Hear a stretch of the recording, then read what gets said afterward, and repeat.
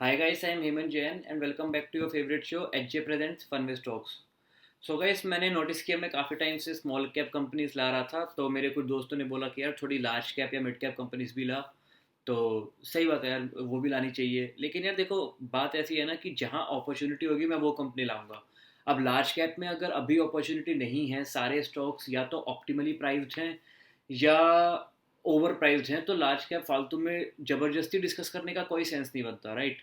सो इसीलिए मैं जो अपॉर्चुनिटी होगी वो लाऊंगा। अपॉर्चुनिटी पैनी स्टॉक में होगी मैं वो भी ले आऊँगा। अपॉर्चुनिटी मिड कैप में होगी मैं लाऊंगा, अपॉर्चुनिटी स्मॉल कैप में होगी तो मैं स्मॉल कैप स्टॉक्स लाऊंगा।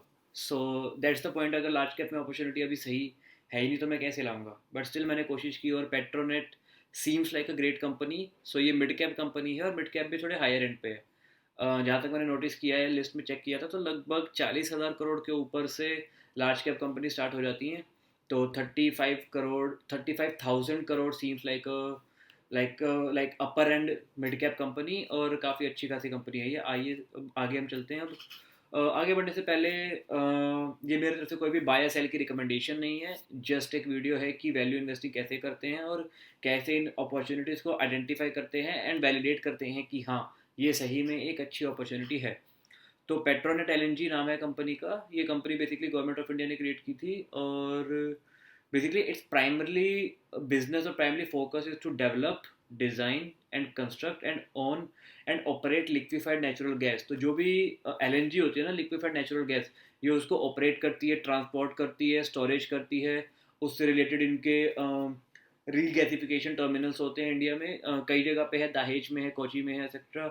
तो वो एक बार हम इनकी वेबसाइट पे जाके देखते हैं।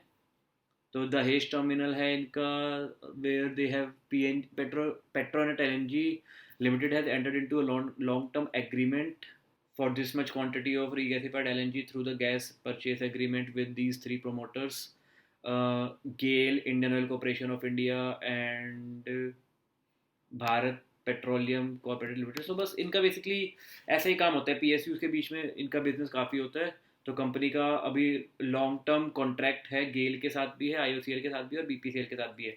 दोनों टर्मिनल का है, दहेज का भी है और दहेज टर्मिनल का भी है, आई होप मैं सही से प्रोनाउंस कर रहा हूँ इसे, और कोची टर्मिनल का भी है। सो बेसिकली बहुत ज़्यादा कुछ है नहीं इसके बिजनेस में देखने के लिए।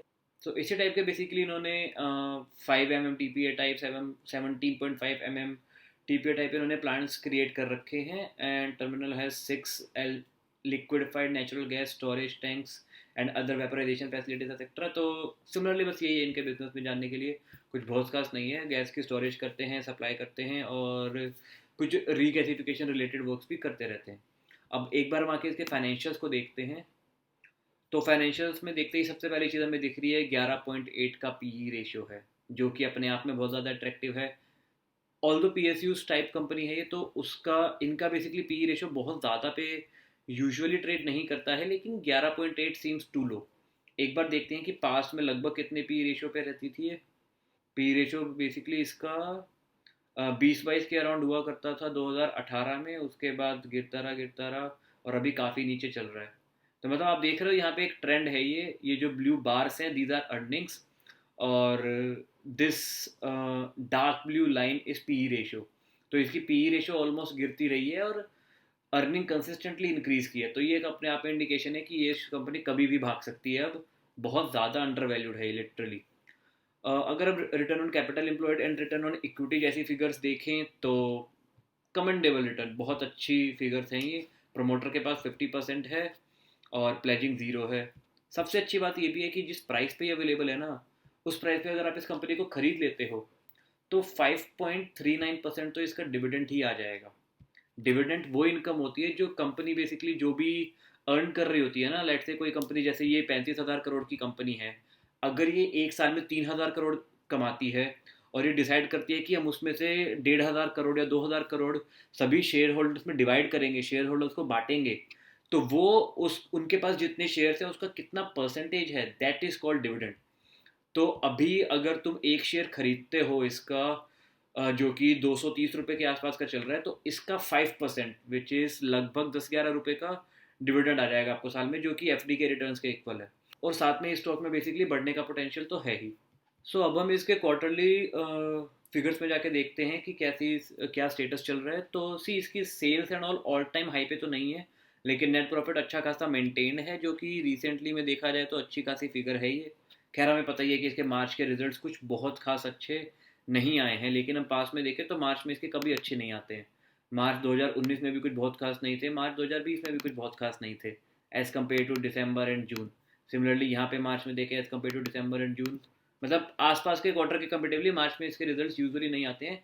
थोड़ा सा हम कह सकते हैं कि कुछ हद तक सिक्लिकल टाइप ऑफ बिजनेस है जो मार्च में इसका बिजनेस बहुत अच्छा नहीं होता है, तो उसी का इफेक्ट कह सकते हैं कि मार्च में इसके रिजल्ट अच्छे नहीं आए हैं, वरना ओवरऑल इसके रिजल्ट अच्छे हैं। ईयरली लेवल पे देखा जाए तो 2015 में 40,000 करोड़ का सेल करती थी, और इसकी सेल कम ही हुई है, सेल कुछ खास इंक्रीमेंट नहीं है, लेकिन इसका जो नेट प्रॉफिट है वो 900 करोड़ से इंक्रीज करता हुआ 3,000 करोड़ तक पहुंच चुका है। और देखा जाए तो इसमें अदर इनकम का भी एक सब्सटेंशियल है कि अदर इनकम पहले सिर्फ 150 करोड़ की हुआ करती थी, फिर 350 करोड़ की हुई, 350 करोड़, फिर 500 करोड़, और अब भी ये लगभग 350 400 करोड़ के आसपास ही है। लेकिन ऐसा नहीं है कि अदर इनकम में एक एबनॉर्मल ग्रोथ हुई है, ऐसी कुछ नहीं है, काफ़ी टाइम से इतनी मेंटेन है, कई सालों से, तो चलता है। लेकिन नेट प्रॉफिट जो है वो लिटरली 3 गुना हो चुके हैं, जो अपने आप में ही बहुत अच्छी बात है कि कंपनी अपने ऑपरेटिंग प्रॉफिट मार्जिन को काफ़ी ज़्यादा इंप्रूव कर रही है, जो हमें क्लियरली यहाँ पे भी दिखता है कि 4% से इंक्रीज होकर 18% तक हुआ ऑपरेटिंग प्रॉफिट मार्जिन। मतलब सीधी सी बात है कि कंपनी अपनी एफिशिएंसी को इम्प्रूव कर रही है, विच इज़ कमेंडेबल। बोरोइंग्स में आके देखें तो कंपनी के पास लोन है, बिल्कुल है, कंपनी ने अपना लोन रिसेंटली इंक्रीज भी किया, लेकिन कंपनी के पास जो कैश रखा हुआ है ना, अभी सिर्फ कैश कैश है वो 4,300 करोड़ का, और कंपनी के पास लोन है सिर्फ 3,300 करोड़ का। तो कंपनी नेट डेट फ्री है, तो कोई टेंशन की बात है ही नहीं। ये चाहे तो कल लोन भर सकती है, बट ठीक है, कैश कोई ने कहीं और यूज़ करना होगा, कोई बड़ी बात नहीं है। और अगर हम कैश फ्लो फ्रॉम ऑपरेशंस में आके देखें तो figures are at all time high, return on capital employed अच्छी खासी मेंटेन है, इवन इंक्रीज ही हुई है। शेयर होल्डिंग पैटर्न को भी देखें तो इसका अच्छा खासा बेसिकली सारी गवर्नमेंट पीएसयूज के पास इक्वली है, 12.5 12.5। एफ ने रिसेंटली अपनी होल्डिंग थोड़ी सी इंक्रीज की है, डी ने थोड़ी सी कम की है। काफ़ी लंबे टाइम पीरियड में देखें तो एफ 23 से इंक्रीज करके 30% पे आए हैं, डी 12% से रिड्यूस करके 6% पे आए हैं। साथ में पब्लिक से माल लिया गया है, मतलब देखा जाए तो 15.2% से रिड्यूस होकर 13.22 हुई है, लेकिन रिसेंटली देखा जाए तो पब्लिक से थोड़ा सा बढ़ी है, मतलब कंसिस्टेंटली मेंटेन है, कुछ कुछ बहुत खास चेंजेस यहाँ पे है नहीं। अब इसके चार्ट पैटर्न को देख लेते हैं। सी आपको यहाँ पे दिख रहा है क्लियरली कि it's net profit is eight all time high. बेशक मार्च के रिजल्ट बहुत अच्छे नहीं आए हैं, लेकिन मार्च में कभी अच्छे पास में अच्छे नहीं आए हैं, एटलीस्ट हमारे पास जितना डेटा यहाँ पे अवेलेबल है, मार्च में कुछ बहुत खास नहीं आते, मार्च के अच्छे नहीं आए हैं। लेकिन ईयरली लेवल पे देखा जाए तो ये ऑल टाइम हाई पे मेंटेन है यहाँ पे, तो स्टॉक के प्राइस को ऑल टाइम हाई पे जाना पड़ेगा, आज जाए चाहे कल जाए चाहे एक साल बाद जाए, आई डोंट केयर, जाएगा।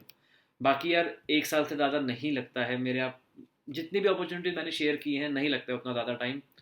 तो बहुत अच्छी अपॉर्चुनिटी है, यहाँ पे अच्छा खासा फॉल आया था, कितना फॉल था ये, 8% का फॉल आया था, जो कि अगले 1-2 दिन में हल्की हल्की रिकवरी शुरू हो गई है, तो इतनी इशू वाली बात है नहीं यहाँ पे।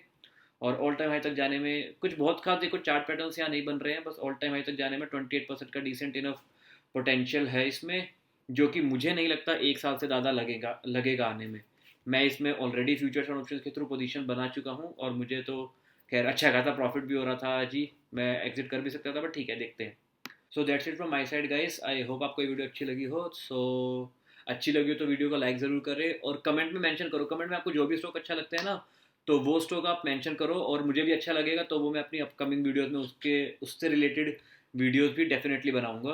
और यार कमेंट में अगर आप thank you for this video लिखोगे तो मुझे जेन्युइनली बहुत अच्छा लगेगा, मैं ऐसी और बहुत सारी वीडियोस लाऊंगा। एट द सेम टाइम अगर अब तक सब्सक्राइब नहीं किया है तो सब्सक्राइब कर दो, और बेल आइकन को भी क्लिक कर दो कि जैसे ही मैं कोई वीडियो डालूँ तो आपके पास नोटिफिकेशन आ जाए। So okay guys, that's it from my side, thank you, take care and stay safe.